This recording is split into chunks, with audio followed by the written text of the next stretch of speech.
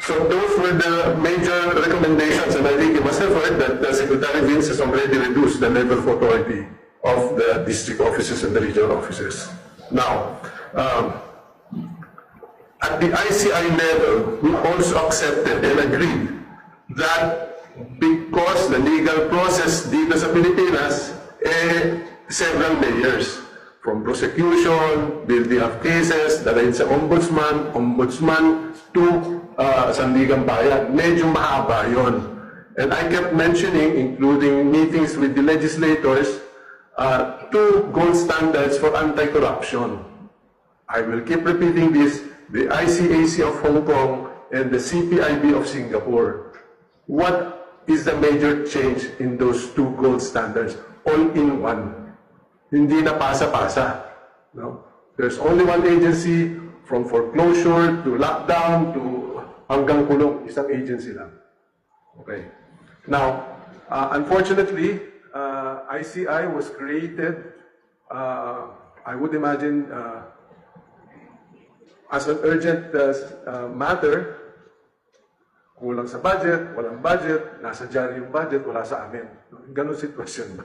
So, what we wanted to convey was ICI, as it is today, does not have enough powers to be able to execute as quickly as we can what we need to do. And that's why I am appealing to members of Congress, both the House and the Senate, ipasa nyo na yung IPC, or Independent People's Commission at the Senate level, and the ICAIC, which is at the lower house version. They committed that they will pass it before the end of the year, so hopefully by the end of the year, you will now have a much stronger independent commission with proper powers and authorities that ICI does not have. Now, because precisely of the long legal process, we had to resort to administrative measures. That's why we have been meeting with some 20 government agencies that have some administrative remedies. For example, classic example, yung Philippine Competition Commission. They can penalize bidders that are involved in bidding of rigs. At the first instance, 100 million, growing all the way to 250 million for every rig bidding. So the other one would be yung forfeiture of assets, freezing of assets, yung mga air assets included, as well as under declaration of ITRs of corporations.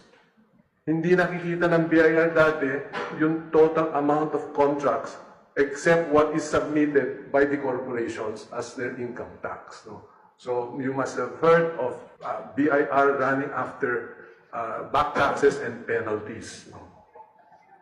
So with that, there's now in place, with the initiative of Chairman Andy Reyes, the creation of a technical working group that met, I believe some of you were present during the early portion of the TWG, where all the agencies were agreed to deadlines. For feature, kailan yan, you have to submit within 7 days to the agencies involved. So, heavily dependent on AMLA, for feature, at saka yung mga decisions so that air assets could be taken back to the Philippines. Yung mga ganun discussions. Now, so with both the legal, as I mentioned, na medyo matatagalan, administrative measures become very, very important. And this has to be reported regularly to the public para hindi naman nila parang walang nangyayari. But hopefully, by now, the public understands that hindi ICI yung magpapakulong. We are part of the legal process. Ours, by EO 94, we help in the investigation, prepare cases so that we can refer them to the Ombudsman, and the Ombudsman reviews them for filing. Now, with that said, what ICI needs now is a strong team to go over boxes of documents. I think you must have seen boxes being delivered here. So they have to now be processed so that they can be looked into individually and who were the people responsible for whatever is the finding in those cases.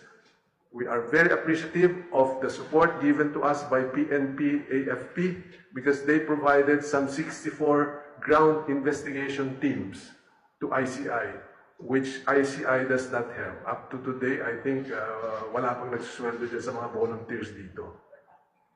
Now, okay, so that's the kind of work that is urgently needed by ICI. In addition to the urgency of both houses passing the new ICI version. No? So I hope people understand that ICI on its own cannot solely carry the burden. We need the support of other government institutions, particularly at this time, both houses of Congress, the Senate and the lower house. So we are appealing to leadership of the House and the Senate to please pass that before the year ends. Okay? Now, aside from all of what I've said, which is a very stressful situation, as you probably know, I'm here almost every day, Monday to Friday, early in the morning till late afternoons. No? What I thought was going to be a commission work, which means when there are hearings, you're here, but that's not the case. Because as an engineer, I have to study all the applicable laws that are related to ICI hearings. No? Now, so because of the stress, no, my 77-year-old body cannot take it anymore. No, that's the other half of the situation. I've been in and out of the hospital. I just came from a medical workout this early, so alam niyo na, pagka nag-medical workout ka, jeta ka ng 10 hours, no? Maaga kang magigising, blood extraction. This is the first time in my life that I've been asked to take maintenance medication for heart, high BP, for high cholesterol, high creatinine, name it, everything is red flag in my body. Ayan, may tumatawag na naman, taga media din. No? So, please try to understand that it's not that I don't want to serve, it is just that my body and also the stress on my family, we are not used to this heavy stress, including heavy security for the family's safety. So, I hope, and I wish that people will understand the reason for my resignation. I feel that I've done what I have to do for ICI, but I have to also answer to the needs of my family, family concerns, and my own personal life. I want to get back my privacy. Hindi na akong makagalaw ng hindi na re-recognize sa labas, ano? Kahit na i-AI ko niya yung mukha ko, ganun pa rin, no? So, just to put the record on straight, I have submitted my irrevocable resignation, which takes effect December 15, but I have promised Chairman Andy Reyes that I will make myself available, hopefully not beyond December 31st, but at any point in time that there's any need for my services in terms of technical, wala naman may contribute sa legal, no? So I'll make myself available. That's what I committed to the ICI commissioners. No? So with that, I'm open to questions. Sige, Joseph, ikaw una sir, I mean, in your studies, sir, it has something to do with the output of the ICI in terms of maybe people who are recommended charge. What do you mean? For example, may mga lawmakers, revise yan. Oh. How do you find the findings of the ICI yesterday with regard to the senators? Do you agree with that, or if it were up to you, it would have been a stronger recommendation? No, as I said, I will leave that matter to the lawyers. No, ayaw ko namang pangunahan yung mga former justice. No? Our chairman himself has been through this. We have surrounded by lawyers. Our executive director himself has been in the Supreme Court. So, as an engineer, hindi na ako dapat makialam dyan. Whatever documents that they have found and sufficient, and whatever probable reasons or cases, that's a legal matter. I cannot comment on that. Hi, sir. Good morning, Lance from News Watch Plus. Sir, my first question, have you personally talked with the President about the resignation? No, but I have submitted and I addressed the letter to the Office of the President. Second question, sir. There were some lawmakers din na malungkot din sa pagbibigay nyo sa pwesto, but there are also some saying na ICI is there without you in the commission. I don't think that's a fair statement. No? It's a commission work. No? I'm just one of 3 members. No? So, but again, let me repeat, the burden of this problem cannot rely solely on ICI. We need a strong support from the Office of the President. We need strong support from both houses of Congress. Otherwise, on its own, without the necessary powers, unfortunately, it will not move as fast as we want to. Okay, sir. Yes. Jacob from Philippine Star. Just for the record, sorry. Sorry.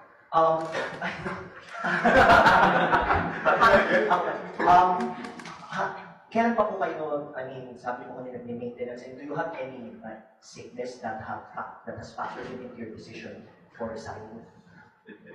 Yeah. Gusto niyo makita yung red flag na results ko? Labas-pasok ako sa medical. High cholesterol, high blood pressure, which I never experienced. Kaya parang akong high parating ngayon. And that-exacerbate because of your... The stress. No? I'm not a lawyer, so I have to double time in terms of bringing home documents, studying cases. Otherwise, ligaw na ligaw naman ako. No? So, I think people here who know me, even at the DPWH days, I come in prepared. No? I read the documents, I am ready with what is going to be discussed. I have a long list of prepared items that I need to know before even isa lang yung hearing or whoever is invited as guest. And sir, help us reconcile po kasi kahapon maraming nagpa-interview and regarding na mukhang nasabi nyo ito yung mga plano nyo sa kanila. Like, for example, Jacinto Taracel in an interview. Chismoso yun. Kayo naman. And he also said that you texted him na... Hindi kami nag-text. Nagkita kami sa restaurant. He was together with people that I don't even want to identify. Why? Because I don't know them. But we were having quiet lunch with some friends from school. Nakita ko siya. And since ako naman, I think most of you know, I am colorless. Wala akong kulay, hindi ako dilaw, hindi ako berde, hindi ako pula. My work has always been that way. What had to be done, regardless of color. So, I just went and greeted him, that was it. Oh, sabi niya, ano pang ginagawa mo dyan? Huwag kang mag-alala, malapit na. Sabi ko sa kanya, yun. Sir, Lisa Cotoner from Bobo Radio Philippines. Sir, some are asking, have you encountered any political interference dito po sa pag-resign nyo? O meron po kayong somehow, sabi nga nila, kung napigilan po ba kayo going to the big fish na tinutukoy? No, definitely. In fact, I have always been advocating sa commission that we should focus on the top. We don't want to focus on the small fries. Collateral na yan. No? Let us focus on the top because I think people expect that. Sir, sinabi niyo kanina na yung ICI ay somehow wala pa rin talagang lakas, kaya nga po nag-appeal kayo sa Congress as well as Senate na ipasa na nga po to. Yung susunod na magiging commissioner po, if ever, ano po dapat ang pagdalinyang traits for... Well, I think we've gone through all the versions. Dapat justice. No? Dapat court proceedings pa rin masunod as a court. No? So, has to be a former justice, Supreme Court or any of the other courts. No? but definitely has to be a lawyer with a lot of experience, especially in prosecution. Sir, PJ Mendoza from Net25. Sir, earlier, parang around October, naglalito yung sinabi ni EJ ng Representative Edward Allen Reyes na sinasabi na... Ano, Elise? Elise, oh yes po. Na parang he said na there's a commissioner in the ICI losing hope, kaya magsasabit ng resignation. And we waited, then wala nangyari na nag-resign around that time. Then, kahapon, nag-resign po kayo, sir. Sir, may I know... Okay, candidly, when I accepted the job, sabi ko, I think my role here is good for 3 months. Alam ni Justice Andy Reyes yan. I am good for 3 months. I will dedicate much time, explain the situation, the process, etc. And we will be able to understand fully what happened. And I think people understand what happened. Without the connivance of several entities, hindi naman mangyayari ito. Sir, good morning. Juan Antonio po from IBC News. Sir, can we get the confirmation that you will be taking part as one of the advisor for DPWH as confirmed by Secretary Season? Ever since naman, DPWH has been close to my heart. No? Anyone sitting official of DPWH, I've always been open to giving advice. No? So, especially so, because if you recall, ako yung tinatarget sa DPWH. No? And fortunately, napapayag namin si Vince Dizon. So, in fairness to him, I want to help him as much as I can. Even today, nagte-text siya kagabi, hindi ko na lang makuha dahil talagang usin na yung ulo ko. Good morning, sir. Yes. Commissioner. Ako po si Ernest from One News. I just want to ask, tugtog ko lang po doon about kay Representative Elise, about the phone call down. He said there, no, na parang nagiging washing machine or punching bag daw kayo ng publiko, no? And parang sinabi niyo daw po na parang bakit niyo daw po i-risk yung inyong buhay para linisin ang kalat ng Malacanang. Any confirmation? Hindi naman kalat lang ng Malacanang ito, no? Kalat ng buong Pilipinas. I mean, this will not happen without connivance of several offices, no? Including the agency where I served for 6 full years. No? Kaya ako nalulungkot. No? And I keep repeating, even today, I will repeat it again in front of all of you. The total master plan for flood control for the 18 major river basins, kala nyo 18 lang yon, but the 18 major river basins cover 63 provinces nationwide. Kasi pag sinabi mo, Cagayan River Basin, ang daming probinsya niyan, magmula sa Cordillera hanggang doon sa dulo. No? Pag sinabi mo, Pampanga River Basin, ilang probinsya ang sakop niyan? Ecija, Tarlac, Bulacan, Pampanga, all the way to Manila Bay. So hanggang part of Metro Manila. So when I say 18 major river basins, it covers 63 provinces. Yun ang kinsasama ng loob ko. The cost of the budget allocated for flood control, nakawin na nila yung iba. No? 1.7 trillion was allocated for flood control alone during the last 10 years. 2016 to 2025. Those 18 major river basins could have been implemented over a 3-4 year period for only 800 to 900 billion pesos. Hindi ba sasama ang loob natin dun? Kalahati lang man sana niyan, ginamit nila ng tama, di nasolve yung problema on flooding. Di ba? Kayo, isipin niyo yun. Hayaan mo na yung iba. Magkano yung lumabas na 1 trillion, ilang trillion yung na-budget over the last 10 years. 1.7 na lang sana may tinabi nila. Tinabi nila, hindi pa din ginamit ng tama. Okay. Sir, pero yung kay referee, Sumasakit lalo yung tenga ko. They confirmed that yung washing machine yung punching bag daw? Hindi naman punching bag siguro. How did you say it? So, ano ba ito? Nasa doon ko? How did you say that? Yeah, or how did you say it pa? So that we can understand. Then let's put it this way. Usapang matino.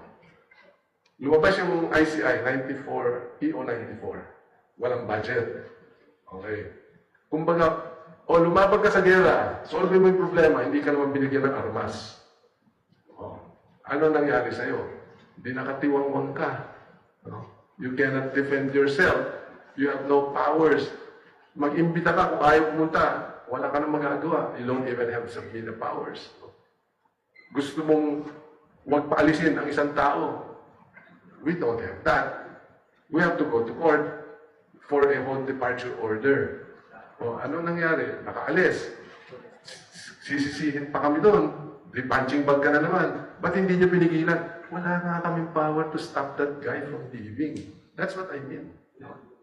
Ang liwanag naman noon. No? So, we were absorbing a lot of the flack for something that we have no power to do. Pakulong niyo yan, yung kurakot. Wala naman kaming power na magpakulong. O di, sino sinisig? ICI. Ang bagal nyo. You must be protecting the big fish. You must be protecting somebody. So, binato ng lahat sa ICI. That's what I meant when I discussed it with Congressman Elise. Sir, good morning. Hardy Malvenan from PTV. Sir, you said that you will try to make yourself available for the commission even until December 31st at most. So, will you... Kahit na beyond. So, I just ask, will you still be attending the upcoming hearings? No more. Scheduled? No more. Redundant na ako. Ano naman pakialam ko dun? Magtotoga ka pa, hindi na lang. So, for example, sir, like yung hearing ni Congressman Sandro Marcos, hindi na po kayo mag-participate? No, but whenever he comes before the 15th, I'll still be around. Pero sa hearings po wala. No, even in the hearings up to the 15th, I'm still obligated as a member of ICI. I'm still a commissioner until the 15th. Midnight of the 15th, to be exact. So, sir, Just to clarify na, Oh. yung lahat ng hearings na naka-schedule before December 15 ay... I have to attend. I am committed as until the 15th of December, midnight. Yes, sir. Good morning. Johnson po from BTS. Of course. This morning I talked to Mayor Benji Magalang. He said as early as November, may decision na po kayo to resign. Is that true? Well, because I have been discussing my work here, I can complete in 3 months. So, maliwanag yun. 3 months. September, October, November, December. 4 months na nga yun. And sir, we just need a categorical statement na po. Is there a pressure coming from somebody or someone from outside the ICI for you to step down? Because No. the investigation is... My wife. Someone, sabi mo, my wife. And my children. Ano po sinabi? Ang sabi nila, kung ikaw gustong magpapako, huwag mo na kami idama. Okay? Because I've taken all the flack. I accepted DPWH. I accepted kung ano-anong assignments dyan, leaving a lucrative private sector position. Hindi naman akong mahilig magpayaman. I live a very simple life.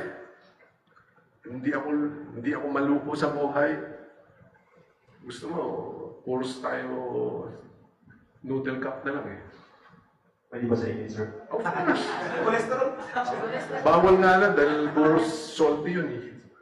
So ngayon, wala na. Tubig na lang yan. Sir, would you recommend somebody to the president or the... Ay, mahirap yun. Kakaguin ko pa yung pamilya. I did not even bring a full-time staff here. Because precisely, my timeline was 3 months. Eh pag ganang, ang dami gusto mag-volunteer, we want to be your staff, etc.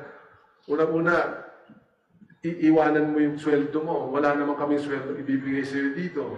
No? O paano, di kailangan pakainin pa kita. So, you don't see any staff that I have. Sir, that's na lang. After your ICI stay, how do you plan to spend your time outside ICI? I still have a lot of things in my personal advocacy. And I want to be able to get my private life back. Thank you. Good luck. Sir, has anyone threatened you? Any security threats po kayo pamilya? Wala. So far, ha?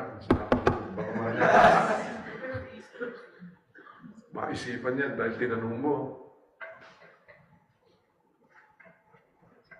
That's it. Last two, sige.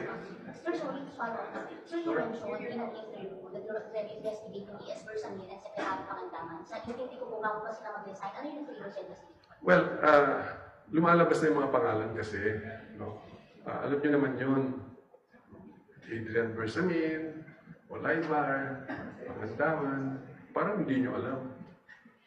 Pero sir, may investigation na kayo kay Espersamin at kay Pangandaman? We were hoping to invite them because my sense is mahirap to charge without sufficient opportunity for whoever's accused to give their side. Of course, as I said, engineer ako. Whether that process has to be followed to the letter is something else that I leave to the lawyers in ICI. But as a matter of principle, someone accused has to be given an opportunity to explain, either in writing or in person. Secretary, good morning po. Maxine po of DCNN. Secretary, ano po yung masasabi niyo regarding dun sa calls na sinabi mo nga po you want the big fishes to be under investigation po, yung possibility of President Bongbong Marcos to be investigated by ICI as well? I keep saying wherever the evidence leads. Okay. But so far, other than statements from a, shall we call, a former congressman as that we have invited twice to appear, has not appeared. Other than those statements, hindi naman pwedeng bigyan ng credence yun or as a basis of accusing someone. In fact, that's the same situation that has happened to a lot of legislators who were mentioned in this Blue Ribbon Committee that we are finding out, talagang kinamit lang yung pangalan nila. Sir, follow up na po. Yung sa sinabi niyo, sir, what do you mean by you cannot give credence to the statement of Saldico? Tama ba yung pagkakadinig, sir? That cannot be a basis to investigate the president? Of course not.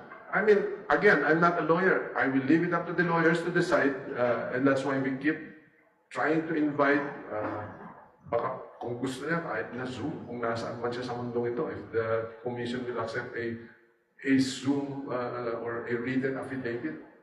But as I said, these things, I leave it to the lawyers of the commission. Kulang ba yung sinabi niya, sir? Or mga legal? Ang dami niyang sinabi eh. Pero anong basis nun? Ganun-ganun na lang ba? That's the same, again, that's what happened in the Senate. Nagbanggit ng mga pangalan, isang katerma. When we started interviewing those that were mentioned, talagang walang connection. For either it was highly politically motivated or some other reason, we don't know.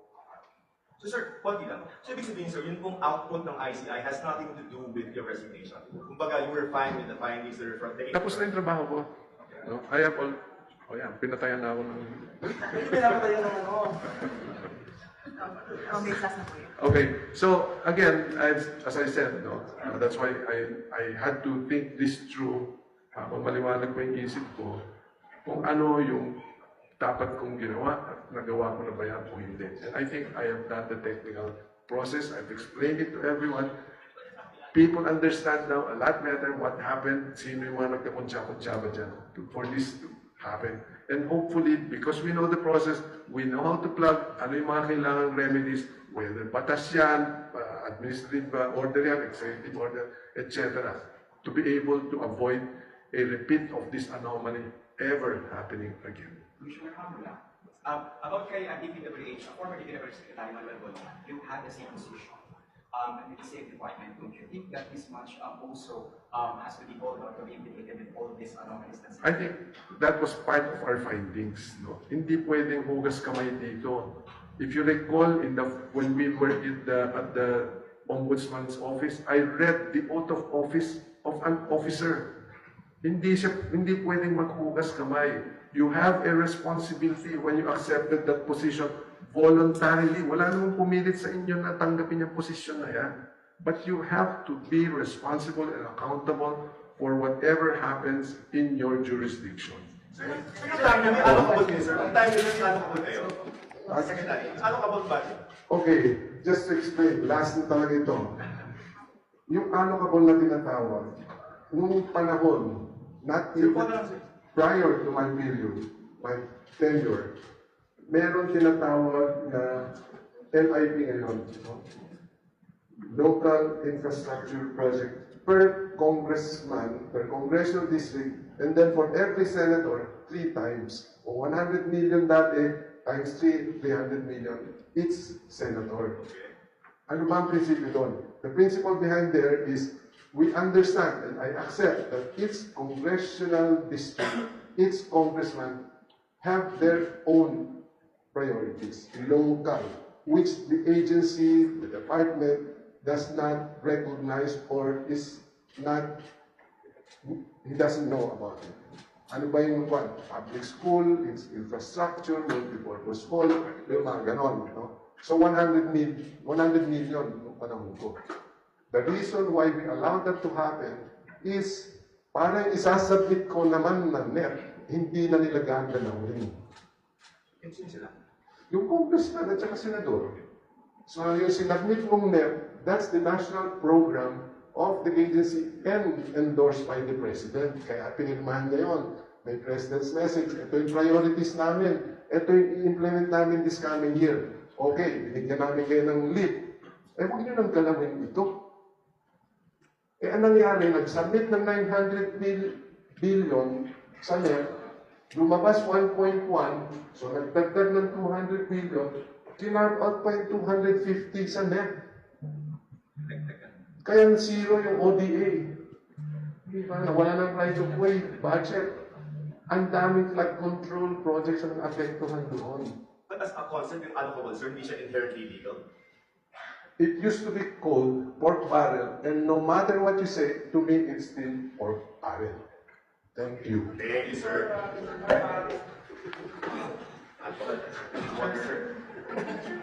Sir, Sir,